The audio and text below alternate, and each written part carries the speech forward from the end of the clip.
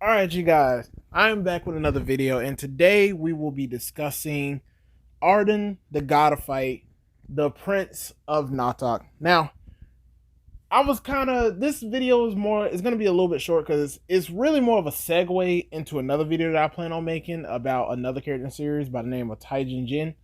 If you actually read the story, then there are reasons behind it.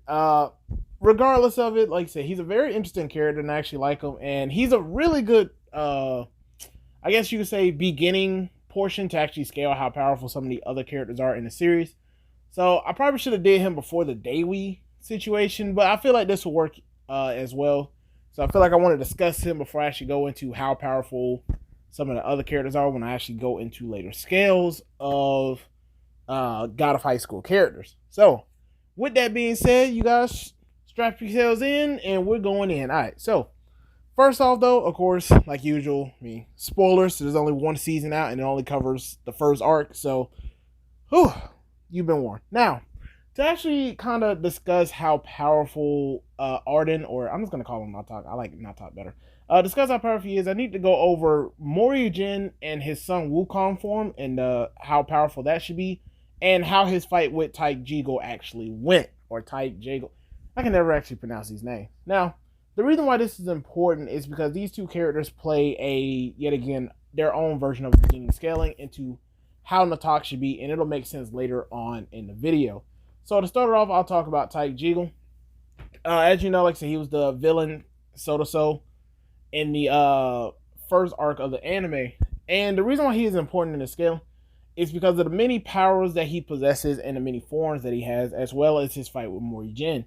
So, as you know, within the first arc, this whole situation was all about obtaining the key for the sole purpose of being able to break the taboo. And of course, Taik Jigo wanted that key for himself just to be greedy and obtain more power because he just hated the fact that he kept losing to Ilpio Park, the owner of the key. So when it finally became available for him to take, of course, he went out his way to grab it. But of course, Morihjin and the rest got in his way. But in the battle between them, Taik Jigo was able to actually body Morihjin, even when Morihjin was using Jabonchin times 2, which is picture in terms of Dragon Ball, just Kaioken. It's a linear multiplier that has a huge backlash to it, thanks to the rebound for it. But during the battle, he decides that after Morihjin kind of annoys him a bit, he decides to actually use his full base power, I should say, when he actually fully activates Tam and decides to go ham, which then forces Morihjin to actually activate Jabonchin times 8 plus Painkiller, so that way he couldn't feel any attacks that Morihjin, or sorry, that Taik Jigo was given to him, and even then Taik Jigo was still able to actually go toe to toe with him. Then, even though after he lost to that Morihjin, he then finally manages to attain the key and finally manages to actually absorb it into his being and actually hold it down. And that's when he was granted a new form that, as he put it, so this is how it feels to be a god. And as Mandiok said, it's a power that allows him to obtain godhood.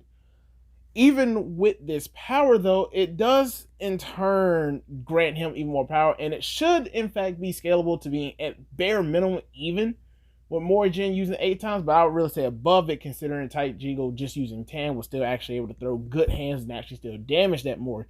It's just because he couldn't feel it, gave him a bit of an advantage.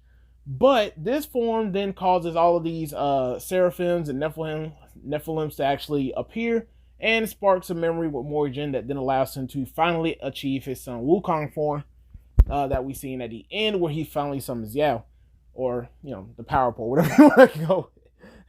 But at the end of the day, after he actually changed his form, he does indeed casually one-shot. He just launches Yao into Taik Jigo and then expands it and completely demolishes this form of Taik Jigo, which doesn't show that the Sun Wukong form should be above 8 times multiplied and can really be more 10 plus times in terms of multiplication. So just keep that in mind for the later parts when I actually discuss Ardun. Now, this then forces Taik Jigo to then yet again in his fear of not wanting to lose, he then absorbs all of the many Nephilims and Seraphims that actually appear and were trying to stop Morihjin and him. He then absorbs all of them and attains a even new form, which then, of course, still proceeds to get defeated by Sun Wukong just by launching a ass ton of lightning bolts at him, which then, of course, shows that even when he gains another power that is far above even 8 times Morrigan, yeah, it in base form anyway, it still couldn't do anything. Now, the reason why this is relative to Natak is because he later fights a Morrigan and stuff that is actually that is even more powerful than the one that fought Taiji, considering when Natak comes in, he's actually given, he fights a Morrigan that's been training through a short time skip, has better control over his god power, and also has his memories back, which allows him to use even more abilities and stuff that he didn't have once possessed. Now, when discussing Ardun, he doesn't really have that many feats per se, but it's just the main feats I wanted to talk about in his fight with Morrigan that make his overall power so impressive. And the first one I want to discuss is when he first appears and he's had enough of everything, he just casually decides to form a giant hammer that is blatantly stated by one of the demon cows, that if he actually slams that on the ground, it will completely shatter the planet itself. Showing that this very casual form of it, consider is not his most powerful technique. Keep this in mind. This is just I'm sick of this. Let me just get this over with quickly type technique. And even then, it's blatantly shown that it has planet levels of attack potency. It can casually shatter a planet. The reason why this is impressive is because he actually has another power that he displays in his fight against Morrigan that's basically a lightning bolt like sword that he then proceeds to use to cut into Morrigan and stuff. Now, I'll go into how impressive that is later, but keep this in mind. Like I said, this Morrigan is also a lot more powerful, and he's still trading blows with both of them. Like, Natak is actually, or Ardun, is actually throwing blows and damaging Morrigan, and even Morrigan is actually able to tank some of these attacks and throw them back, showing that even opponents that should have planet levels of durability and stuff still can actually be damaged and messed up by Ardun at this point in the series. But back to the lightning bolt, just to kind of talk about it a little bit. The reason why that's an extremely impressive feat is because, like I said, not only is it a more powerful Morrigan, but this is Morrigan not only after he gains his memory stuff, but this is the Morrigan that's actually containing the armor suit. The armor suit, which actually allows him to gain even more durability and resistance against physical attacks, was actually manageable to be cut through by Natak. And actually, if it wasn't for Morrigan stopping it with his right hand, it's possible that it actually would have cut Morrigan left side of his body completely off. Like, it would have cut him clean off.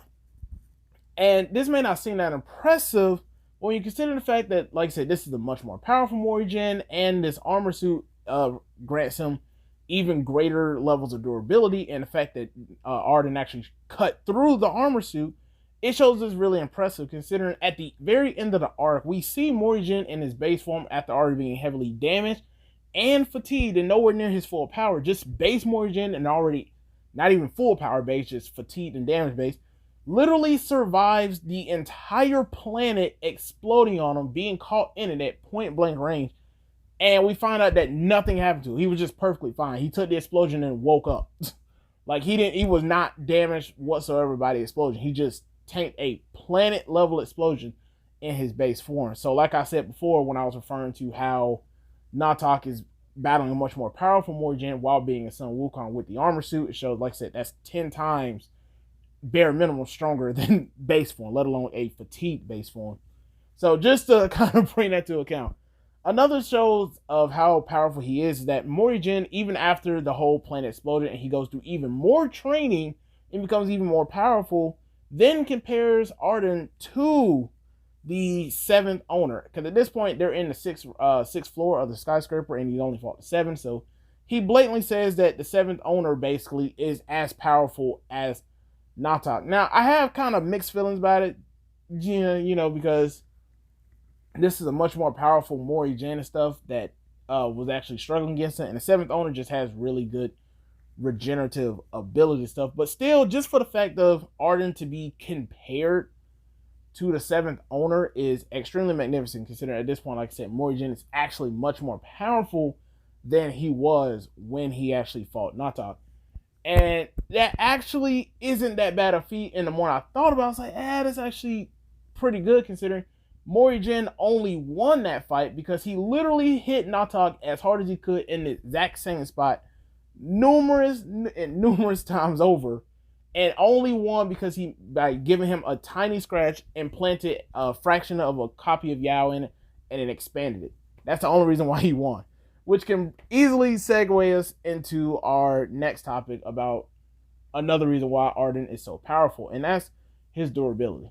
Now, his durability is absolutely off the charts, and the main reason for that is not only is he extremely powerful, but he's also made of a substance in heaven known as Barbadium, which is seen as being the strongest substance in the God of High School verse. So you can basically picture Barbadium as God of High School's variant of adamantium. It so far has been shown to be completely indestructible, no matter what you do. Even Morihjin, when he gets stronger, still isn't capable of actually damaging. So that's just another thing to bring into account on why he's actually just that powerful. And that's not really much to go into. It's just the fact that he's also able to tank even Morihjin's attacks, who, as I stated before, is extremely powerful, and was actually able to damage him. So, yet again, the god of fight, Ardun, the Prince of Natak, he is absolutely powerful, and he should easily scale to be a multi-planetary, if not, depending on how you tend to scale the Wukong form and how you tend to multiply, could arguably even be around dwarf star level on top of that. But multi-planetary to star level, I think, is a pretty good way to set that, especially considering even later on in the series, he's still constantly talked about as being an extremely powerful god, things of that nature. So, and it's compared to even some of the gods within the first realm, which actually do scale to that star levels of power. So, just saying, he's extremely powerful. Like I said, the only reason why he lost is because Morihjin struck him numerous times in the same spot, gave him a tiny nick, and then just simply kept expanding Yao in that tiny thing, which literally was destroying him from the inside. And even then, he still kept battling. So, just saying, he's an extremely powerful character. And like I said, he's just going to be used into my next segue video about the next God of High School video that I'm going to upload, which is a bit of a power scale / hypothetical thing that goes on to it. So please be on the lookout for that. Like I said, I will try and upload it as soon as possible. Try and do it by the end of this week, if not next week, but we'll see. But either way, hope you enjoyed the video, and until next time, you guys, I'll see you. Peace.